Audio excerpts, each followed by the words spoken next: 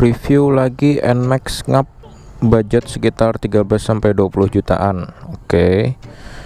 Nah, ada lagi Bang review NMAX punya owner spray detailing dong. Halo guys, selamat sore, kembali lagi ke channel Motovlog gua, Hari Motovlog. Dan seperti yang di awal gua ngomongin tadi ya, itu ada dua requestan buat gua nge-review motor dengan budget sekitar 13-20 jutaan, dan ada yang request juga untuk nge-review motor NMAX dari owner spray detailing. Di depan gua ini sudah ada unitnya. Untuk modifikasinya seperti ini ya, kita kelilingin dulu nih tuh, seperti ini. Jadi warnanya udah di repaint dengan warna, kata ownernya, bronze. Warna apa ini, coklat dicampur gold gitulah ya, warnanya agak terang. Terus untuk karbon ini masih cutting stiker ya, segala macam yang berembel-embel karbon dari sini, spakbor samping sini, terus bagian sini. Untuk spesifikasi, jadi modifikasi apa aja yang udah terpasang di sini selain repaint warna bronze serta cutting stiker karbon ya. Jadi modifikasinya pertama dari atas dulu, di sini ada visor Ochito untuk Yamaha NMAX.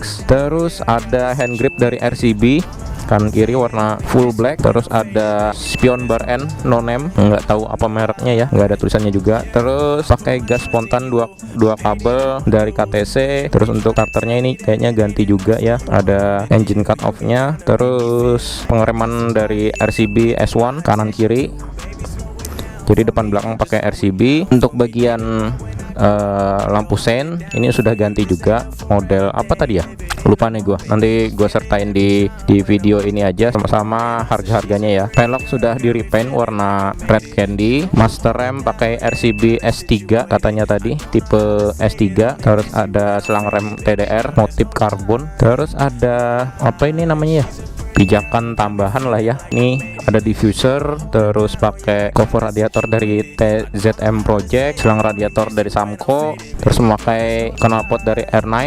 Shock juga ganti pakai YSS G Sport. Terus untuk lampu belakang dia pakai JPA, sudah ganti juga ya. Sini ada memakai peloskop juga, terus ini covernya katanya sih dibuka terus diganti dengan Mika seperti ini. Ini juga di repaint. Terus ada pakai velocity nih bagian sini, velocity-nya. Terus apa lagi ya, untuk spakbor belakang sudah dipotong jelas.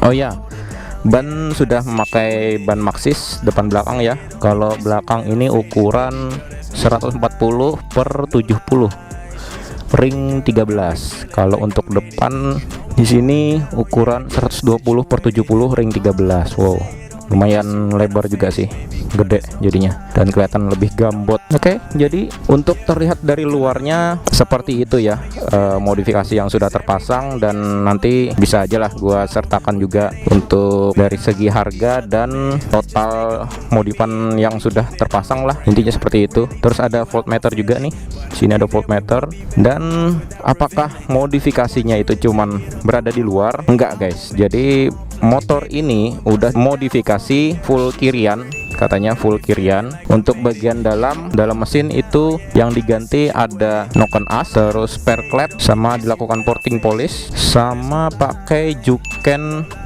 5 ECU juken 5 dari BRT, tentunya BRT Bintang Racing Team. Oke, jadi untuk list modifikasinya bisa kalian lihat di layar video kali ini, dan totalnya sekian.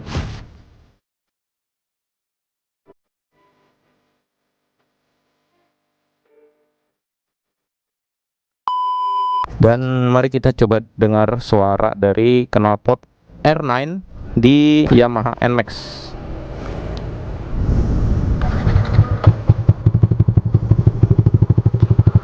Nah, mudah-mudahan kedengaran nih ya, mudah-mudahan kedengaran. Kita deketin aja deh. Ini suara idle-nya kayak gini nih.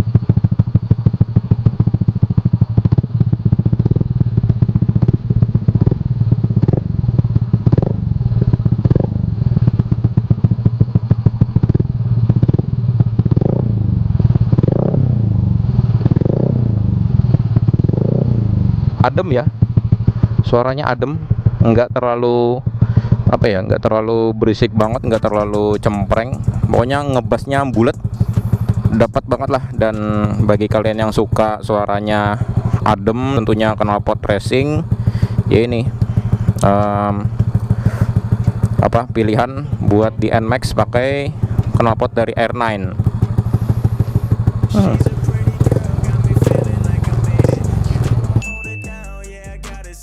Oke guys, jadi tadi udah ya untuk review modifikasinya yang hampir totalnya ya belasan juta lah ya, hampir 20 juta dari semua total ini. Meskipun mungkin ada yang belum gua sebut, tapi mudah-mudahan sudah kesebut semua ya. Dan saatnya kita coba buat test ride sekaligus ya, gimana sih merasakan NMAX dengan modifikasi untuk spek harian dan touring, yang mana tadi sudah gua bilang yang diganti untuk bagian dalamnya ini itu ada noken as, spare clap, terus di porting polish, sama ganti ECU dengan Juken 5 dari BRT. Oke, terus untuk kirian ini full ya, full kirian katanya, cuman gua nggak paham deh apa-apa aja yang diganti gitu ya. Oke, let's go. Bismillahirrahmanirrahim. Suaranya adem, enak. Dan kita coba buat jalan ya, sambil menikmati sore hari nih. Hehe. Dan untuk yang pertama kita cobain. Oke. Untuk shocknya sendiri lumayan agak keras ya. Nggak tahu untuk di shock YSS G Sport ini bisa disetting atau enggak gitu ya, tapi menurut gue ini agak lumayan keras sih. Oke, so far so good, bawaannya juga enak, dan suara knalpotnya juga adem, nggak yang terlalu cempreng, ngebas bulat gitulah ya. Aduh.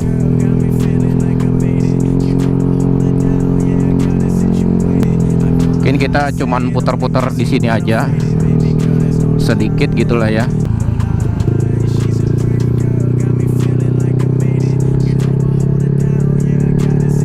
Untuk handling ini masih ya enak lah.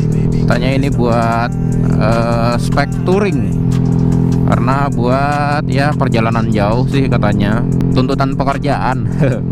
Coba kita bawa sedikit ini ya. Ini kan pakai gas spontan nih. Kita coba agak dibetot dikit.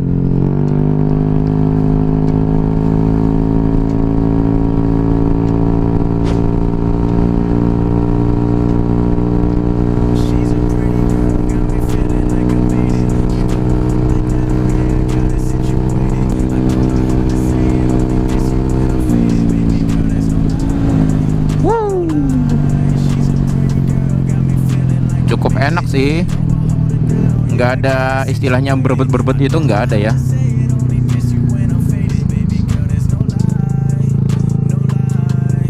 Ini kan ada pijakan di sini nih, nggak tahu, gue lupa apa namanya. Kita coba posisi kayak gini ya.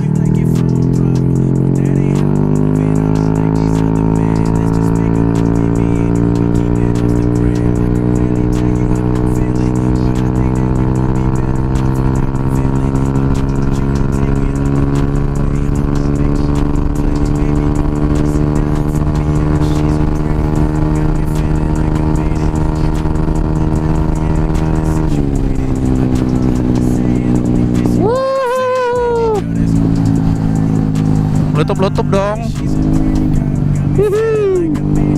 Wow, keren. Jadi ini menurut gua secara handling enak, secara suara juga enak, dan untuk power oke, ngisi dari bawah ke atas, bawah sampai atas masih ngisi ya. Cuman agak sedikit ini nih, menurut gua atasnya nggak tahu ya, emang gua ngerasanya kayak gitu atau gua yang salah gitu ya. Jadi agak sedikit kurang gitu, nggak bisa naik dengan cepat gitu untuk di RPM atasnya. Jadi kan kelihatan aja tadi tuh untuk mencapai ke angka 100 km aja agak lambat sih kalau menurut gua ya. Entah ini emang settingannya jadinya begitu atau memang karena bobot gua yang bikin motor ini agak lambat, nggak tahu juga deh. Yang pasti Motor ini menurut gua enak sih buat harian, apalagi buat touring. Power dapat dari bawah hingga ke atas, handling juga nyaman, suara juga nggak terlalu berisik banget, masih ngebas bulat. Tapi untuk high RPM ya agak sedikit muncul lah treble-nya, tapi nggak terlalu nggak terlalu pecah begitu, masih enak buat didengar.